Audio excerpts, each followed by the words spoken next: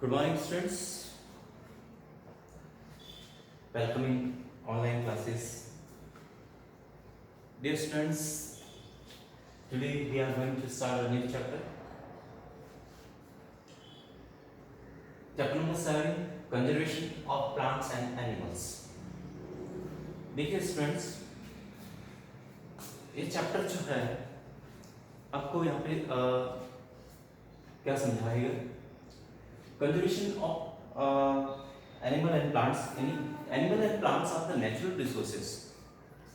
यानी आपको यहाँ पे इस चीज़ का इम्पोर्टेंस समझाएंगे कि ये जो नेचुरल रिसोर्सेज है प्लांट और एनिमल, ये कि हमारे लिए कितने बेनिफिशियल है और क्यों इम्पोर्टेंस है और इनको कंजर्व करना है, इनको बचाना क्यों जरूरी हो जाता है, ठीक है ना?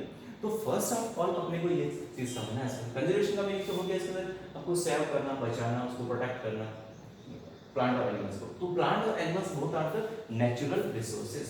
तो सबसे पहला चीज आता है इसके अंदर कि what is the natural resources. What is the natural resources? Natural resources nature के द्वारा प्रोवाइड एवरीथिंग, नेचर के द्वारा provide everything which can utilise by human being. The things provide by the nature which can utilise by human being for their benefit is known as natural resources. Land, water, air, forest, animal, wild animal, minerals, coal, petroleum. These all are natural resources. सभी जो है वो nature यानी भगवान के बनाए हुए चीज़ें, वो सब नेचुरल रिसोर्सेज है। तो इसके अंदर एक आपको डेफिनेशन दी है कि द मटेरियल और condition occurring in the nature and capable of the economic exploitation are called natural resources. यहाँ पे थोड़ा एक और अलग से डेफिनेशन समझाया है इसके अंदर। द मटेरियल और condition occurring in the nature, material या कंडीशन जो नेचर के अंदर अकर होती है and capable of the economical exploitation, यानी जिसका ह्यूमन बीइंग अपने बेनिफिट के लिए यूज कर सके, आर कॉल्ड नेचुरल रिसोर्सेज। तो सिंपल सी चीज अपन इसको बोल सकते हैं, the things provided by the natures which can be utilized by human being for their benefit are known as natural resources. तो इसके अंदर देखिएगा सारी चीजें आ जाती है इसमें। The human population has been increasing high rate, ये आपने देखा इसके अंदर। अब ये जो natural resources है, इन पे ऊपर जो डिपेंडेंस है या इनका जो यूटिलाइजेशन है वो बहुत ज़्यादा इंक्रीज हो गया है। इसका रीज़न ये है कि ह्यूमन पॉपुलेशन जो है वो कंटिन्यूसली इंक्रीज हो रही है और इंक्रीज हो रही तो डिमांड भी इंक्रीज हो रही है। फूड की डिमांड सबसे वैसे, देन जो है क्लोथ, देन अदर जो डिमांड्स होती है वो इंक्रीज होती है। तो इंडस्ट्रियलाइजेशन बढ़ता है, इंडस्ट्रीज बढ़ती है, अर्बन एरियाज बढ़ता है। तो इस वजह से जो है वो नेचुरल रिसोर्सेज पे कहीं ना कहीं ज़्यादा लोड पड़ता है, या फिर जो नेचुरल रिसोर्स को जो है वो डैमेज होता है, ठीक है ना?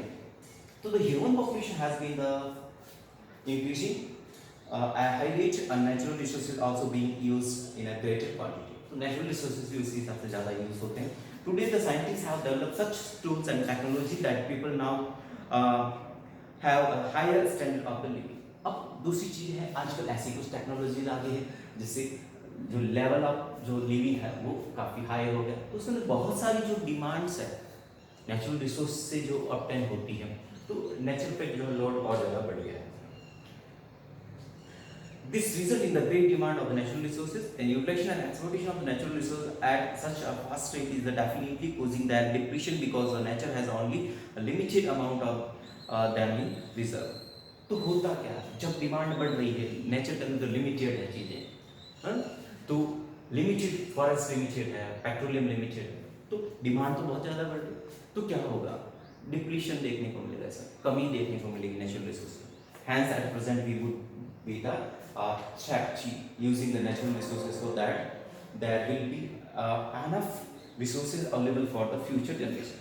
तो होगा क्या इसके अंदर कि अगर अपन इसी ढंग से इसका यूज़ करते रहें तो आने वाले टाइम के अंदर क्या हो जाएगा, बहुत ज़्यादा जो है वो नेचुरल रिसोर्स की शॉर्टेज हो जाएगा। नेक्स्ट जनरेशन को जो है वो अवेलेबल नहीं हो पाएंगे, ठीक है? To protect the environment from the harm and the destruction after non conservation, many measures are being taken. तो देखिएगा जब भी इंसानों ने जो है इसको बहुत ज़्यादा यूज़ करने लगा, लेकिन जब डिप्लीशन ज़्यादा होने लगे तब जाके सब लोगों को समझ आने लगे कि भाई इससे बहुत ज़्यादा नुकसान होगा, तो उसको कंजर्व करने के बारे में भी सोचने लगे। Substance found in the nature on the earth that can be the used by the human kind are called the natural resources. देखिए यहाँ पे एक natural resource को और डिफाइन करके बताया, substance found in the nature on the earth, यानी अर्थ पे प्रेजेंट वो सारी substance that can be used by the human kind, जो human being यूज कर सकता है, ठीक है, वो नेचुरल रिसोर्स जैसे air, water, land, soil, minerals, flora. Flora का मीनिंग होता है आपका प्लांट्स, और फौना मीनिंग होता है animals, and sun energy, all are natural resources. ये सारे नेचुरल रिसोर्स है। It must be the clearly understood that conservation does not mean that we have to stop the use of the resources completely. देखिए natural resources का conservation करने का meaning ये नहीं हो जाता है कि नेचुरल रिसोर्सेज का यूज़ करना ही बंद कर दें, या अपन फॉरेस्ट का यूज़ ही ना करें, पेट्रोलियम का यूज़ ही ना करें, ऐसा नहीं है, लेकिन उसको एक वाइजली और प्रॉपर यूज़ करना है उसका, ये कंजर्वेशन का मीनिंग, और इतना यूज़ करना कि वो वापस जो है जैसे फॉरेस्ट है, फॉरेस्ट का यूज़ इतना ही करें ताकि वो वापस उतना फॉरेस्ट वापस रीजनरेट हो जाए, तो इस हिसाब से यूज़ करें, ठीक है। कुछ नॉन रिन्यूएबल रिसोर्सेज है तो उनको रिन्यू नहीं कर सकते हैं, जैसे आपको पेट्रोलियम का रिन्यू पॉसिबल नहीं है, लेकिन तो उसके लिए आपको कुछ अल्टरनेट सोर्स एनर्जी का ढूंढना पड़ेगा। Means that we have to use the resources wisely and judicially. इसका मतलब ये है, कंजर्वेशन का मीनिंग है कि हमारे को नेचुरल रिसोर्स को वाइजली यानी बुद्धिमानी से और जुडिशियली यानी इसको न्यायपूर्वक ढंग से यूज करना पड़ेगा। Conservation is the wise and judicious use of resources. तो कंजर्वेशन का मीनिंग ये हो गया कि wise and judicious use of natural resources, बुद्धिमानी से और न्यायपूर्वक ढंग से उसका यूज करना है। The our use of vastness of resources would lead to the imbalance among the various component of the nature. अगर बहुत ज़्यादा अगर यूज़ करेंगे और यूज़ करेंगे वेस्टेज करेंगे नेचुरल रिसोर्सेज का, तो क्या हो जाएगा, इम्बैलेंस हो जाएगा, कंपोनेंट ऑफ नेचर के बीच में इम्बैलेंस देखने को मिलेगा, ठीक है। अब एम्स ऑफ कंजर्वेशन, यहाँ पे अपन बात करें नेचुरल रिसोर्स के कंजर्वेशन के बारे में, तो अपन कंजर्वेशन को यहाँ पे अभी डिफाइन करा कि वाइजली और जुडिशियली जो यूज होता है नेचुरल रिसोर्सेज का, ठीक है, उसको अपन बोलते हैं कंजर्वेशन। तो एक तो इसके अंदर आपको ध्यान रखना है, इसके अंदर यूज करना नेचुरल रिसोर्सेज को विद वाइजली, वाइजली यानी बुद्धिमानी से, और दूसरा इसके अंदर आपको आता है जुडिशियल, जुडिशियल यानी न्यायपूर्वक। अब इसके एम्स क्या है, उद्देश्य क्या है कंजर्वेशन ऑफ नेचुरल रिसोर्सेज के, क्या एम्स। तो फर्स्ट है to maintain the essential ecological process, पहली चीज है जितने भी इकोलॉजिकल प्रोसेस उसको मेंटेन करना, and the life support system such as air, और इसके अलावा जो लाइफ सपोर्ट सिस्टम है जैसे कि air, water, land, flora, fauna, इनको भी मेंटेन करना।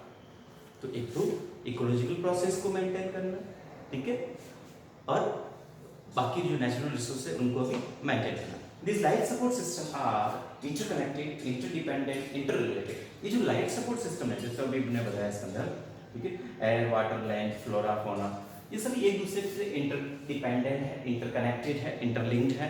Hence the deteriorations of one will affect the rest of other elements of life support system। अगर इनमें से कोई भी एक जो है खत्म होता है या कम होता है तो उसका इफेक्ट दूसरे पे पड़ेगा, ठीक है ना। तो इसलिए कंजर्व करना जरूरी है। To ensure the proper and planned utilisation of natural resources so that these are continuously available for utilisation.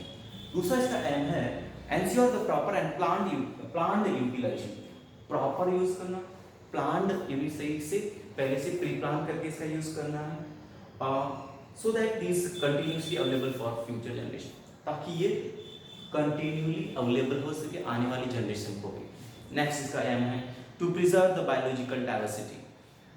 Next तीसरा एम इसका है कि बायोलॉजिकल डाइवर्सिटी जो है उसको प्रिजर्व करना, जेनेटिक और इकोलॉजिकल डाइवर्सिटी। नेक्स्ट है deforestation and it's causes. Deforestation and its causes. Here, deforestation, cutting down of trees, इसको बोलते हैं इसमें forest is an important natural resources. However, तो ये बता रहे हैं कि फॉरेस्ट एक इम्पोर्टेंट नेचुरल रिसोर्सेज है और लेकिन इसको और पॉपुलेशन की वजह से इसको काफ़ी ज़्यादा थ्रेट से नुकसान हो रहा है इसमें। The trees are being cuts to meet the various human needs. इंसान अपनी आवश्यकता को पूर्ण करने के लिए पेड़ों को या फॉरेस्ट को कट कर रहा है। द क्लियरिंग ऑफ फॉरेस्ट यानी cutting of trees and using the cleared land for the other purpose is called deforestation. तो deforestation क्या है? Cutting down of trees, है ना, या forest और use for other purpose, और उस land को use करना for other purpose, for industries, for residents, for railway track, for dams. Why do we clear forest? लेकिन क्यों अपन clear करते हैं forest को काटते हैं? Various purpose for which the trees are cut. कौन कौन से पर्पस है जिसके लिए अपन फॉरेस्ट को कट करना पड़ता है? पहला, building houses for increasing population, बढ़ती हुई जो पॉपुलेशन है उसके लिए रहने के लिए हाउसेस कंस्ट्रक्शन के लिए, डेवलपिंग इंडस्ट्रीज को डेवलप करने के लिए, creating land for cultivation, land चाहिए कल्टीवेशन के लिए, उसके लिए अपन डिफॉरेस्टेशन करते हैं, using wood as fuel and using wood as fuel यानी फ्यूल के रूप में वुड को यूज करने के लिए अपन कट करते हैं, using would for making furnitures, would का फर्नीचर बनाने के लिए यूज कर सकते हैं, इसलिए फॉरेस्ट को कट करते हैं। Some natural causes of deforestation, अब कुछ नेचुरल रीजन भी हो सकते हैं डिफॉरेस्टेशन के, जैसे इसके अंदर एक आता है फॉरेस्ट फायर, जंगल में आग लग गई तो फॉरेस्ट डिस्ट्रॉय हो गया, या फिर सीवियर ड्रॉट्स, बहुत ज्यादा सूखा अकाल पड़ गया, बारिश नहीं है तो भी जो है पूरे फॉरेस्ट जो है वो डिस्ट्रॉय हो जाते हैं। नेक्स्ट है consequence of the deforestation. Deforestation and causes के बारे में बात करा, नेक्स्ट आता है consequence of the deforestation.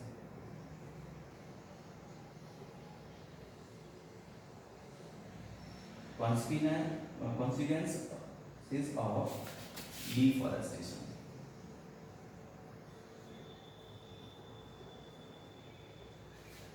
Consequence का मीनिंग यहाँ पे अपन बता सकते हैं रिजल्ट्स क्या होगा या परिणाम क्या होगा उसका, है ना।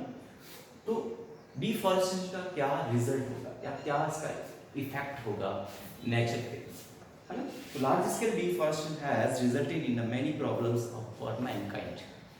बहुत ज़्यादा डिफॉरेस्टेशन करने से बहुत सारी जो है मैनकाइंड के लिए बहुत सारी प्रॉब्लम्स होती हैं। उसमें से फर्स्ट है increase in the carbon dioxide. पहला है फॉरेस्ट जो है वो कार्बन डाइऑक्साइड का यूटिलाइज करते हैं, तो फॉरेस्ट नहीं रहेगा तो कार्बन डाइऑक्साइड का लेवल इंक्रीज होगा। And temperature and pollution levels on the earth resulting the global warming. Carbon dioxide बढ़ेगा तो ग्लोबल वार्मिंग इंक्रीज होगा, पॉल्यूशन इंक्रीज होगा और ग्लोबल वार्मिंग की वजह से टेम्परेचर इंक्रीज होगा। सेकेंड है cutting down of the trees on the large scale has resulted in the depletion of the water vapor that has affected the cloud formation on thus resulting in the less rainfall। बहुत ज़्यादा cutting down of trees की वजह से evaporation कम होता है, cloud formation कम होगा तो rainfall कम होगा। Deforestation decrease the water holding capacity of the soil and decrease the infiltration rate of water into the ground. Deforestation decrease the water holding capacity, soil जो है उसके जो वाटर को रोकने की जो कैपेसिटी है अंदर एब्जॉर्ब करने की कैपेसिटी वो कम हो जाती है इसके अंदर, तो इससे क्या होगा वाटर टेबल जो है या अंडरग्राउंड वाटर का लेवल है वो कम हो जाएगा। एनिमल बिकम द होमलेस, जानवरों को वाइल्ड एनिमल्स है उनके लिए रहने की जगह नहीं मिलेगी। The decrease in the rainfall is leading to the desertification, और रेनफॉल अगर नहीं होगा तो डेजर्टिफिकेशन होगा as the trees and plant dies, है ना। Fewer the tree result in the more soil erosion, बहुत कम पेड़ होंगे तो ज़्यादा सॉइल इरोजन होगा। To the top fertile soil is the carried away, तो इससे क्या होगा जो ऊपर की जो फर्टाइल सॉइल है वो बह के चली जाएगी, ठीक है। तो इसके अंदर अनफर्टाइल जो लैंड या डेजर्टिफिकेशन को इंक्रीज होता है। Exposing the lower hard Rocky land which is less fertile over a period of time fertile land get converted into desert। तो धीरे धीरे जो फर्टाइल लैंड है वो उसका इरोजन होने की वजह से वहाँ पे क्या बन जाएगा डेजर्ट बन जाएगा। And this is called the desertification, यही है डेजर्टिफिकेशन, मरुस्थलीकरण।